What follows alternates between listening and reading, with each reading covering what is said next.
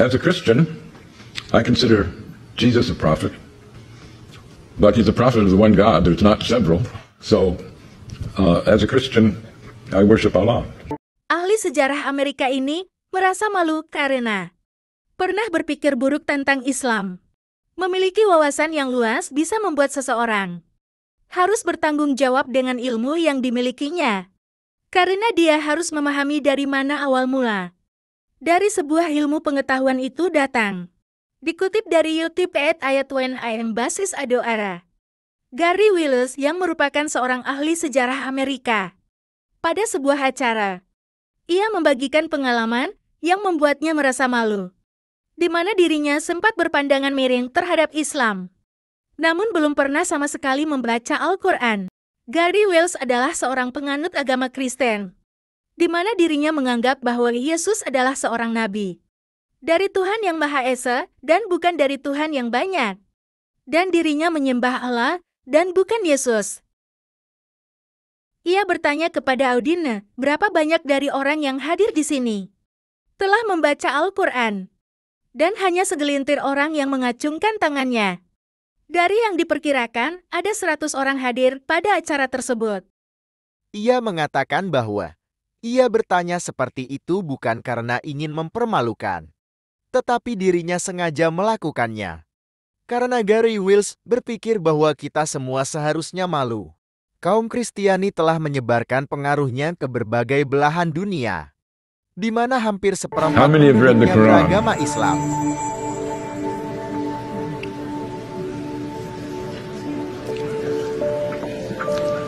A minority, certainly. Well, I don't want to shame you, but I do. Serta tidak mengetahui bagaimana kalian bisa mengatakan negara Islam adalah sebuah konstruksi yang salah jika kalian tidak mengetahui apa itu Islam yang sebenarnya. Buku yang telah diterbitkan oleh Gary Willis yang berjudul What the Quran Meant and Why It Matters adalah produk dari rasa malunya. Setelah peristiwa 11 September, saya sedang berbicara dengan sekelompok teman akademiknya, dan kami bertanya-tanya, apakah benar kejadian itu ada kaitannya dengan Islam?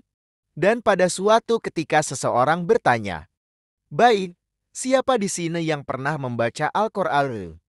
Tak satu pun dari kami pernah membacanya. Dan teman saya berkata, bahkan kamu juga tidak membacanya, Gary? Saya kira kamu seorang mahasiswa agama. Dan saya berkata, ya itulah masalahnya. Saya benar-benar merasa malu. Ungkap Gary Willis. Sejak saat itu Gary Willis berusaha memperbaiki kebodohannya tersebut. Gary Willis pun melanjutkan ceritanya. Di dalam Al-Quran, mereka bertanya kepada Allah melalui Nabi Muhammad, bagaimana mereka harus berdoa. Dan ini dia salah satu dari banyak dari akidah dalam Al-Quran. Kami beriman kepada Allah, serta terhadap apa yang diturunkan kepada kami, kepada apa yang diturunkan kepada Ibrahim, Ismail, Ishak, Yakub dan keturunannya, kepada apa yang diberikan kepada Musa dan Isa, serta pada apa yang diberikan kepada nabi-nabi dari Tuhan mereka. Kami tidak membeda-bedakan seorang pun di antara mereka, dan hanya kepadanya kami berserah diri.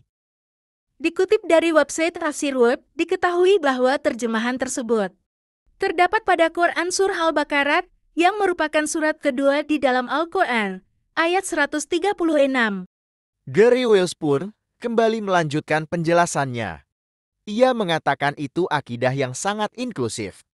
Sementara di dalam Yudaisme, dikatakan bahwa orang yang dipilih adalah mereka yang bersunat.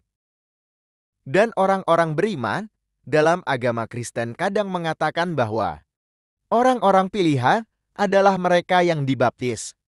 Tapi Al-Quran mengatakan orang-orang pilihan Tuhan. Semua yang menyembah Tuhan yang Maha Esa sejak awal penciptaan. Adam adalah nabi pertama, karena dia jatuh seperti diceritakan dalam kitab Kejadian. Tapi dia bertobat dan Tuhan menjadikannya nabi pertama. Perjanjian dengan Tuhan. Allah mengatakan dia telah mengirim para utusan pada setiap tahap penciptaan. Semua manusia ciptaannya diberi pesan.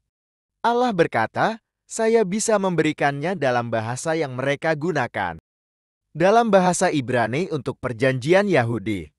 Dalam bahasa Yunani untuk perjanjian Kristen. Dan dalam bahasa Arab untuk perjanjian Islam. Tapi mereka semua adalah hamba-hambaku.